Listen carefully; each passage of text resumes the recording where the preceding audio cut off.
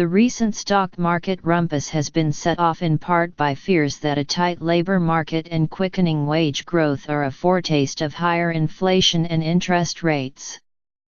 But sustained raises for American workers may be possible only if employers can break a habit, handing out one-time bonuses in place of salary increases. A growing preference among employers for one-time awards instead of raises that keep building over time has been quietly transforming the employment landscape for 2 decades. But it was accelerated by the recession's intensity, which made employers especially cautious about increasing labor costs. The stream of companies announcing bonuses for their employees in the wake of the newly minted tax cuts is just the latest expression of the trend. This little-noticed shift in how employers compensate workers could also help explain one of the economy's most persistent puzzles: why a hot labor market has failed to ignite bigger increases in wages. There has been a continuing dramatic shift in the mix of compensation. Aon Hewitt, the human resources consulting firm, noted last summer in its latest annual survey of company pay practices. In 1991, for example, spending on temporary rewards and bonuses for salaried employees, known as variable pay, accounted for an average of 3.1% of total compensation budgets, while salary increases amounted to 5%. In 2017, one-time payments consumed 12.7% to those budgets. Raises amounted to just 2.9%. Pressure to increase productivity and minimize costs, the report concluded, had pushed employers to forego raises and rely more on short-term awards as the primary means of rewarding for performance. Ordinarily, the jobless rate and wage growth are like two ends of a seesaw. When one drops, the other is supposed to rise. But that link seems broken, and like film noir detectives, analysts have scrutinized hard-edged statistics and fuzzier psychological indicators for clues about why. In the recession that began a decade ago, the businesses most likely to survive tended to be the most conservative spenders, said Douglas G. Duncan, the chief economist at Fannie Mae. That approach was rewarded and has now been reinforced, he said, helping to restrain the growth of full-time workforces and salaries. Aon Hewitt's annual surveys seem to bear that out.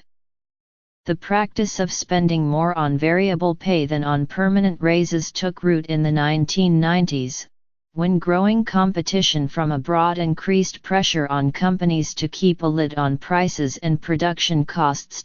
Pay for performance and other bonuses increasingly functioned as a release valve. Companies could offer more money to attract talent or when profits were strong, and pull back when business was slow. After the recession, the trend accelerated. The response in 2009 was unlike any prior response to a recession or depression in that organizations actually reduced salaries.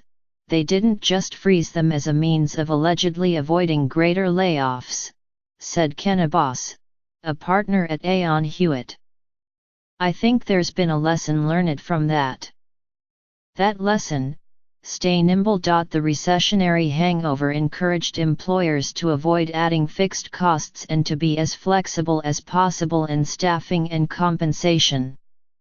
The trend toward outsourcing work that was once handled in-house as a way of saving money fits in with that storyline. The percentage spent on salary increases never returned to its pre-2009 levels, the Aon Hewitt surveys show, while the percentage spent on bonuses and other short-term rewards climbed to new levels. I don't believe we'll see a long-term increase in real wage growth, Mr. Abbas said. So far, Wall Street has drawn a different conclusion, although several economists question whether the 2.9% jump in hourly average earnings in January from a year earlier signaled a turning point. Paul Ashworth, chief North American economist at Capital Economics, attributed wage pickup last month to unusually cold weather, which reduced the number of hours that low-wage workers clocked. The reasons for sluggish wage growth, of course, are a complex weave. Declining unionization, non-compete contracts, tepid minimum wage increases, globalization, and sluggish productivity have all played a role. Whatever the cause, the consequences can be profound. Salary increases compound over time, offering greater financial security. Moreover, bonuses have not made up for wage stagnation. The inflation-adjusted median income of men working full-time was lower in 2016 than it was in 1973. And their lifetime earnings, which include salary, wages, bonuses, and exercised stock options, have mostly dropped since then. Most bonuses still come in traditional forms: payoffs for executive suite occupants and deal hunters, or sweeteners for newly hired employees. Certain industries, like finance and insurance, with their longer tradition of year-end and performance-based rewards, continue to have much bigger bonus budgets than sectors like retail. But the practice has expanded.